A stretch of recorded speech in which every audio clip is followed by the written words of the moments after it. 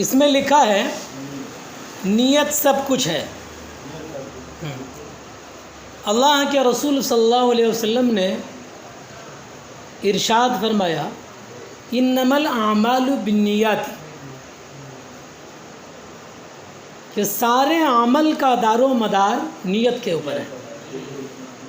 یہ بہت بڑی کافی لمبی حدیث ہے، اس میں نکاح کے بارے میں بھی ہے، ہجرت کے بارے میں بھی ہے اور دوسری چیزیں۔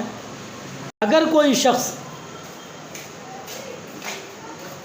انما الاعمال بالنیات وانما لكل امرئ ما نوى فمن كانت هجرته الى الله ورسوله فهجرته الى الله ورسوله، کہ سارے عمل کا دار و مدار نیت کے اوپر ہے، اور اگر کوئی اللہ اور اس کے رسول کے لیے ہجرت کرتا ہے تب تو وہ ہجرت صحیح ہے، ان کی ہجرت۔ اور اگر کوئی نکاح کے لیے ہجرت کرتا ہے تو ان کی ہجرت۔ اس میں ایک شیخ سعدی رحمۃ اللہ علیہ کا ایک قول نقل کیا گیا ہے۔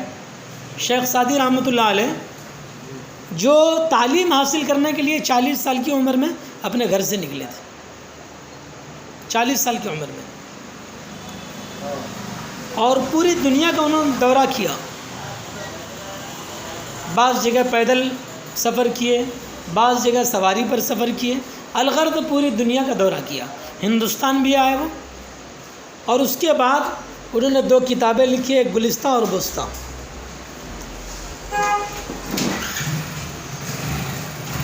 تو اس میں لکھا ہوا ہے، شیخ سعدی رحمۃ اللہ علیہ فرماتے ہیں کہ ایک بادشاہ اور ایک درویش کا انتقال ہوا۔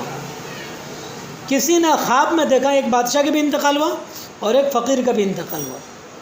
کسی نے خواب میں دیکھا کہ بادشاہ تو جنت میں ٹہل رہا ہے، بادشاہ کو دیکھا کہ وہ جنت میں ٹہل رہا ہے، اور درویش دوزخ میں پڑا ہوا ہے۔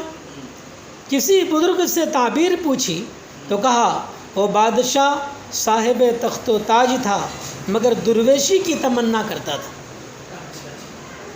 بادشاہ سب کچھ کا مالک تھا، لیکن اس کے باوجود بھی وہ چاہتا تھا کہ درویشی ہمیں نصیب ہو، فقیری ہمیں نصیب ہو، اور درویشوں کو بڑی حسرت کی نگاہ سے دیکھا کرتا تھا۔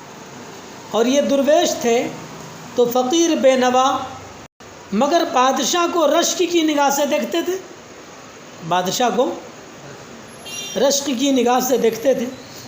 اس طرح اگر کوئی شخص مسجد میں ہے اور اس کا دل لگا ہوا ہے کہ جلدی نماز ہو اور میں اپنے کام کو جاؤں، تو گویا وہ مسجد سے باہر نکل چکا، گویا وہ مسجد سے باہر نکل چکا۔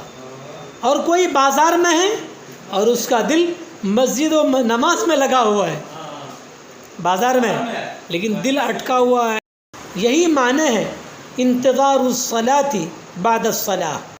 اگر آدمی بازار میں بیٹھا ہوا ہے لیکن ان کا دل مسجد میں، مدرسہ میں، خانقاہوں میں اٹکا ہوا ہے، تو یہ سمجھیے کہ خانقاہ ہی میں بیٹھا ہوا ہے، مسجد میں ہی بیٹھا ہوا ہے۔ مولانا یعقوب صاحب مجددی رحمۃ اللہ علیہ صحبت با اہل دل میں تحریر فرماتے ہیں کہ معلوم نہیں کہ ہم کہاں ہیں، معلوم نہیں ہم کہاں ہیں، اس کا حال تو قیامت میں معلوم ہوگا۔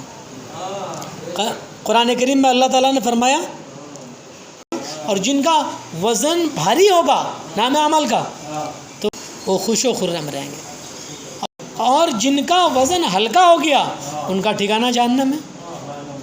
تو حضرت مولانا یعقوب صاحب مجددی رحمۃ اللہ علیہ ارشاد فرماتے ہیں کہ معلوم نہیں بھائی کہ ہمارا نام کہاں آئے گا، ہمارا وزن کا پلڑا بھاری ہوگا یا ہمارے وزن کا پلڑا کم ہوگا، ہمیں معلوم نہیں۔